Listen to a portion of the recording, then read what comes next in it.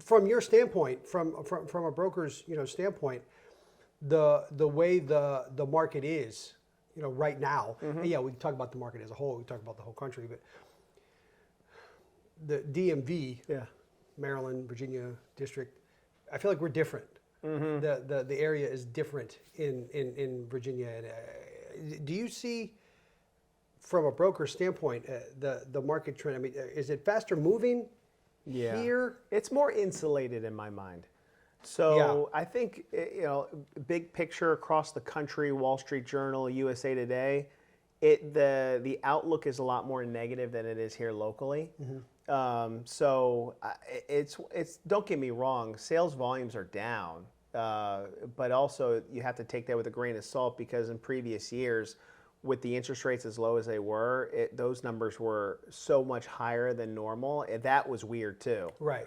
So now we're in a spot where, yes, things are slowing down, but it's still moving, right? So even where interest rates are in that 7 to 8% range, it's still moving at a fast clip. Now the only problem is we just wish we had more to buy.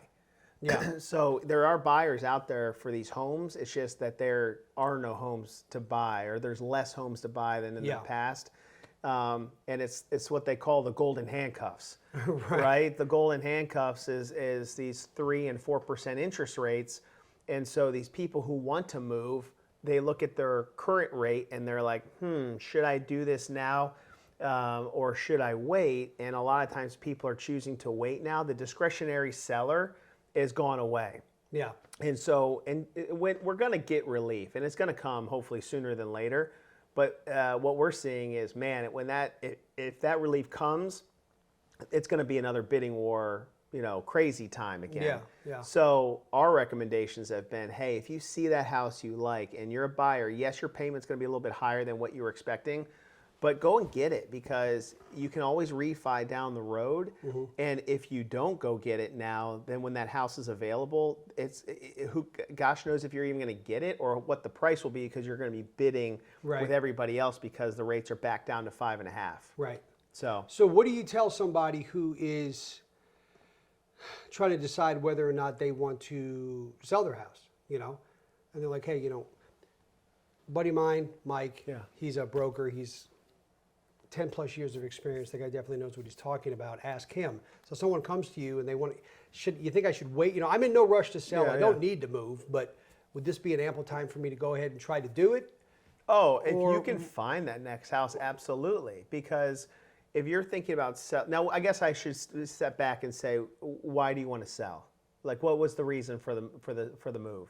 Well, if somebody just said, we've been toying with the idea of packing up and moving for the past few years now. We wonder if right now is a good time to do it. Out of the area or in locally? We're going to leave the area. Oh, well, then, 100%. So in this area here, the houses are still moving. The prices are still strong. And so, if you can locate your house on the other end, it's all about if I can get what I want on the other side. Yeah. So if I'm confident that you can get what you want, like I'm working with some folks now who found their dream retirement home. And so they said, yes, I know the dynamics were a couple years early. I found my dream home over here. So they're actually going to move about 2 hours away. And so they said, we need to sell this house to go get that house. And so that was their reasoning to it. So if you can find the thing on the other side, then absolutely it's the time to do it, because, who knows, even if like locally, say you want to move locally, like my brother, for example, he moved at the beginning of the year. His family's growing. So he had a townhouse.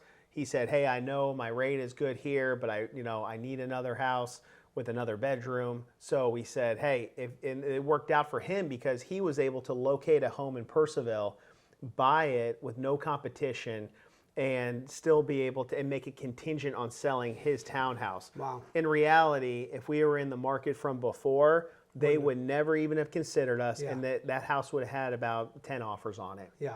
So, and so now he's thinking, my gosh, I'm so glad, even though my interest rate's a couple points higher than what it was, I was able to lock in on my home, and I was able to make it contingent on selling my townhouse. Because in reality, in the past, when I was in those markets where you had to basically, you couldn't do a contingent offer, right? So all my guidance to like my family who was buying and selling was, hey guys, offload your house, go live with mom and dad, get your cash in your pocket so when you go buy your next one, you'll be non-contingent.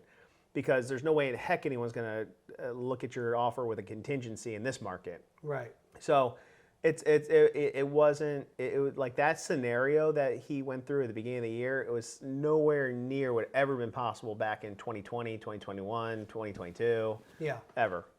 Huh. And you still feel that the market, especially in this area, is strong.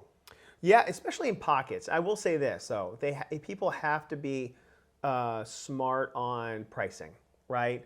If your house is in great condition and you price it accurately, you're going to do fine.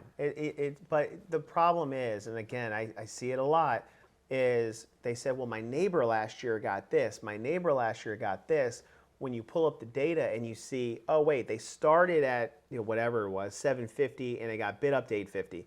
Started at 750, got bid up to 850. Hey, what was the interest rates back then? Oh, it was 4.25. Okay, and so where do you want to start your pricing at? I want to be at 875. So it's kind of a little bit like, well, the dynamics here are they started low, got a bidding war up, and the interest rates were lower. I don't know if starting here makes sense when the data was showing us here. We might want to consider the same approach, especially considering where we are in the interest rate environment. So it's that kind of discussions and data analysis you got to look at. And now, do you find yourself these days having discussions like that with clients, or are realtors calling you and asking those types of questions?